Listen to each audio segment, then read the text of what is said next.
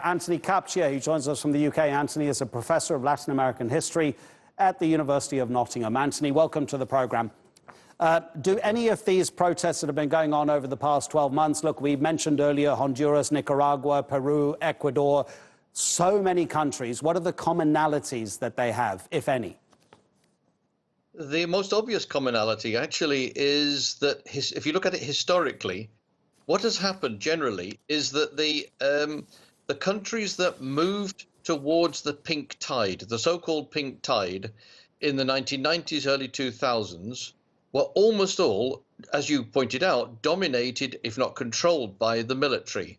The military seizures which happened in the 70s and 80s, which attempted to set up long-term, often neoliberal states, in contrast to what had happened earlier, were the ones who then democratized in the 80s, but in a very fragile way, because the basic economic structures had not changed since the military.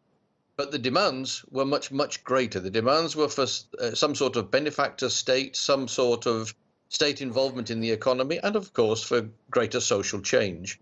And that produced the pink tide. So you could see a very clear correlation between the pink tide and the military governments. Well, that pink tide has disintegrated bit by bit with the death of Chavez, but also just generally under external pressure. And so it tends to be those countries that are now feeling the after effects of that. Although in the one case in Argentina that you mentioned, the pink tide has to some extent returned with the new Fernandez government. Yes, with Cristina Fernandez de Kirchner back, former president, now part of the new president's cabinet. But how much trouble are regional governments in if they can't satisfy the anger of the people who are coming out onto the streets in such huge numbers? Clearly, that's a problem. But you have to put this in some sort of context as well, because the context more widely is that there is a very obvious similarity between the nature of the protests and the process of by which the process has actually emerged. As a historian, I can actually see a tremendous similarity between what's gone on in Venezuela, what's going on now in Bolivia, between that and what happened decades ago in Salvador Allende's Chile. Very, very close similarities.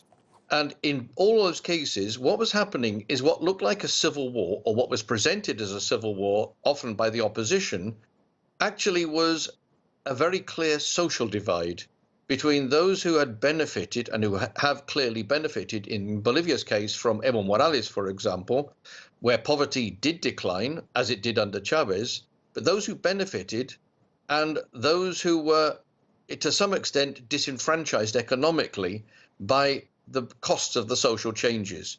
I'm not simply saying it is a middle-class rebellion against pro-working class governments, but if you actually look in the Bolivian case at the ethnicity of the new regime, you will see it is totally different from the ethnicity of the Morales government. And that tells us something. Similar patterns you could see in Venezuela as well, where it was often the moneyed classes or the middle classes who saw their standards of living falling, who actually were much more willing to go for violent protest than the continued supporters, most of them from more ethnically, well, not minority, more blacker and more indigenous populations who had benefited to a very large extent from the pink tide regimes. Antoni, you mentioned neoliberalism. In some countries it's failing. Certainly those people protesting in Chile say that that system, the economic model, has failed them. You talked about dictatorships as well. Many people would say that both of those issues are the responsibility of the Americans, that they were imposed, those two systems, by the United States. At the moment, the new form of imperialism, if we take Ecuador as an example, could possibly be China. Lenin Moreno is introducing reforms that people have been protesting about because he says Rafael Correa, the man who preceded me, borrowed so much money from China that I need to make these reforms to be able to keep the country sustainable. How is the future looking if Latin America is to extricate itself from all forms of imperialism, or can it not actually do that realistically? It's a good question, a very good question. And I think one of the problems would be if we try to generalize too much from individual cases, they will be very different. As you pointed out, the Ecuadorian case and the involvement of China is probably unusually high there. In the case of Venezuela, it is much more clearly the United States that is supporting a lot of the opposition movements.